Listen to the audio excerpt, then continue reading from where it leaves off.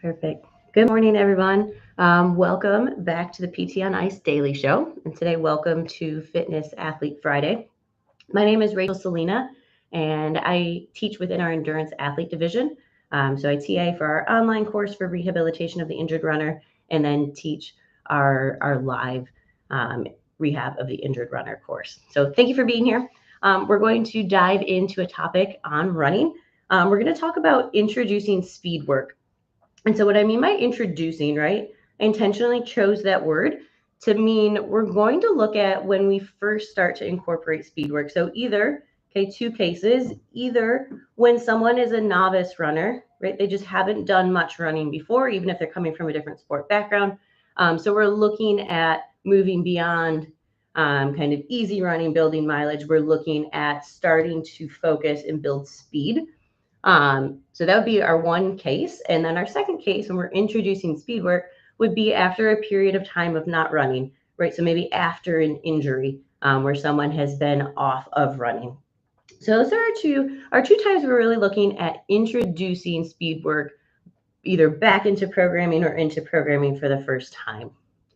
And we're talking about that today because there's a couple things we need to understand about speed. So as it relates to running and mechanics and forces, right? When we increase running speed, okay, and a lot of these studies are looking at like what happens to one runner's mechanics when they are running at like a self-selected speed or a slower speed compared to that same runner's mechanics when they run at a faster speed. And so kind of a nice way to compare. And what we see kind of consistently across those measures, right, is that when speed increases, the vertical ground reaction force also increases. Okay, the loading rate increases, how quickly that loading happens.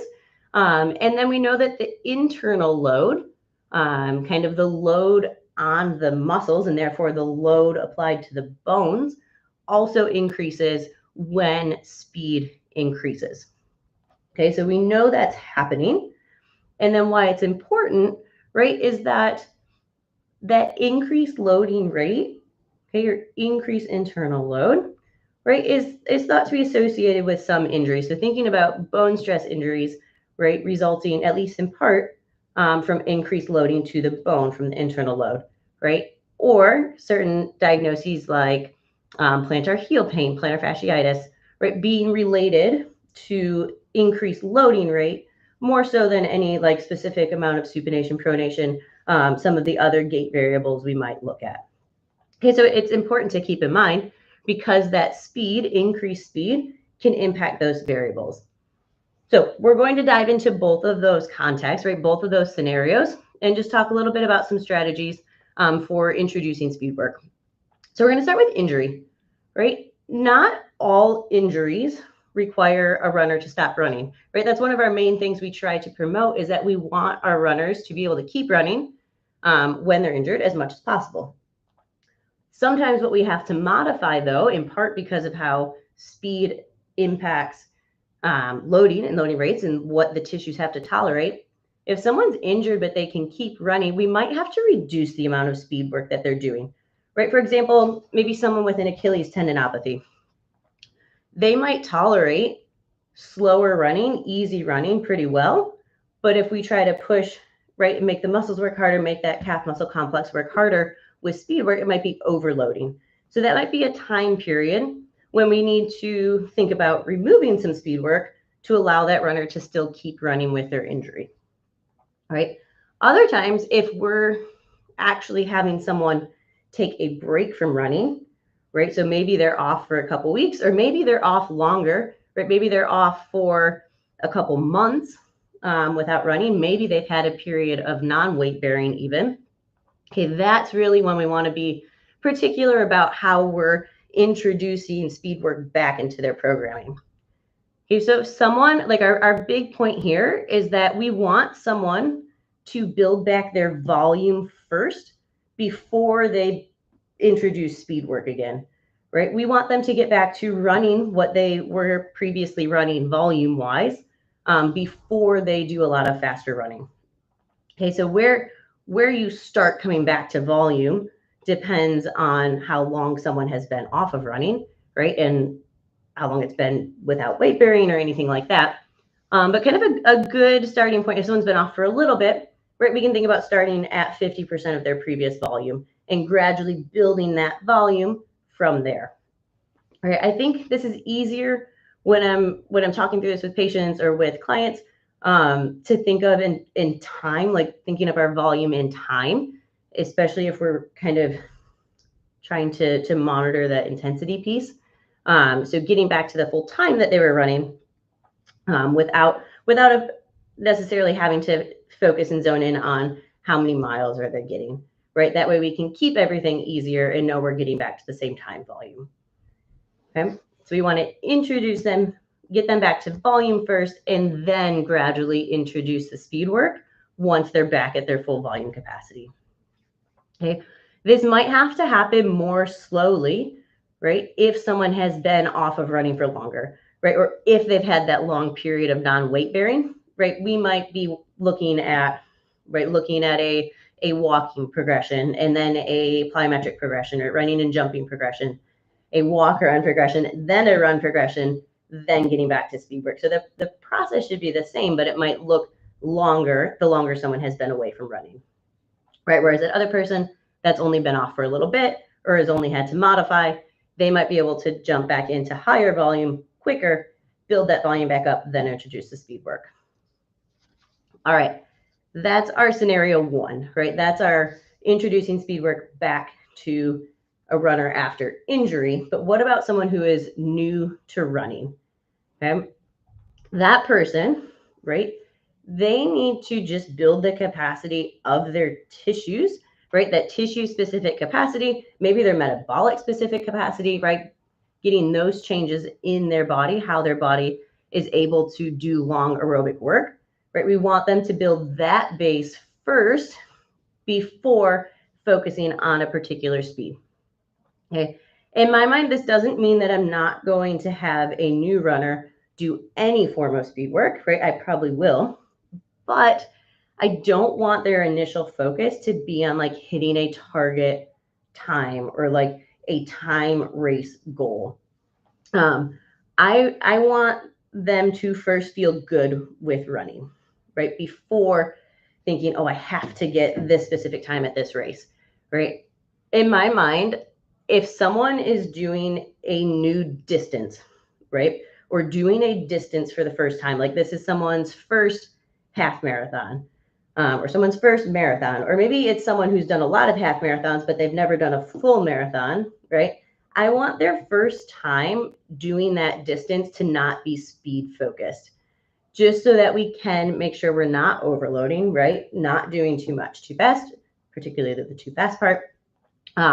And like I said, getting it to feel good, getting their body adapted to just that longer distance, longer volume, before adding in the extra stress, the extra load of speed work or intentional speed work.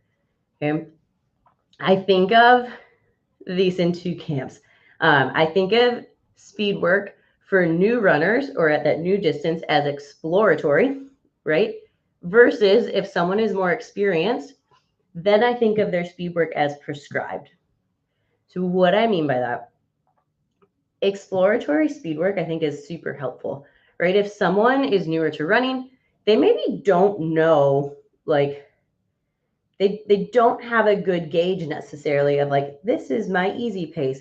This is my moderate pace or my tempo pace. This is my fast pace, my interval pace, and this is the fastest I can run. Like they might not have that good gauge yet. So think of exploratory speed work as helping a runner understand what different intentioned running feels like, what different speeds feel like, what does fast feel like, what's sustainable. So having intervals or speed work that allow some flexibility, that allow freedom. Like I said, they're exploratory. I want you to feel, okay, what does it feel like to do a minute fast and a minute easy?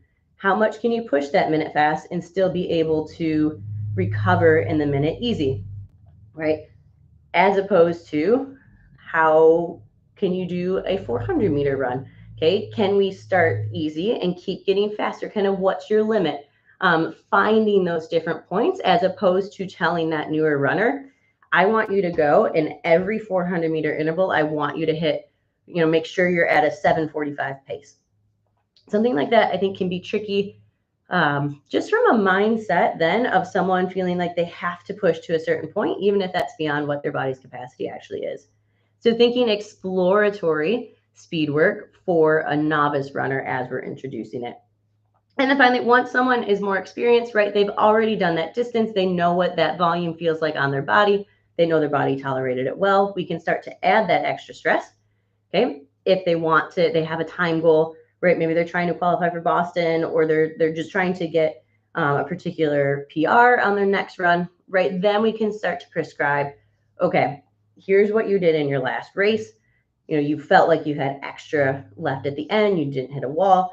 Okay, that means we can build faster from that. Then you can start to tweak particular intervals, prescribing an interval or a time to help them reach that next goal. Again, we have to have some sort of data to get that prescription, right? So making sure someone has maybe a recent race is helpful, right? Because they can gauge and understand their effort that they had to put forth in that race. So like a recent 5K or half marathon, depending on what we're doing.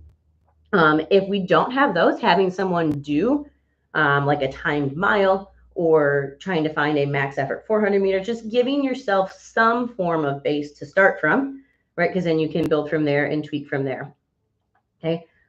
Just as a reference, a lot of the books or training programs, so like Hanson's marathon training program, there's like I forget what it's called, it's like 3 and 2. A lot of those like philosophy kind of programs or like a certain training camp, in their books or online, they have pace charts, which I don't hold to exactly, right? And they're going to vary from training camp to training camp, but they're a good start to look at as a reference to be like, okay, if someone is capable of running this pace for a half marathon, it would make sense that if they're going to do mile repeats, that they should be able to hold this faster pace. Okay, so it's just a gauge, and I usually use that as a starting point, kind of combining times from different programs to look at where should this person be training. You can adjust up or down, again, based on how they're tolerating that. So kind of just in summary, right, we know faster speeds affect the load onto our body, okay, which can in turn impact how our body tolerates that load, what stresses are put on tissues. So we want to be aware of how we're introducing and doing speed work, right? When someone is coming back after an injury, we want to build their volume back first and then work on speed.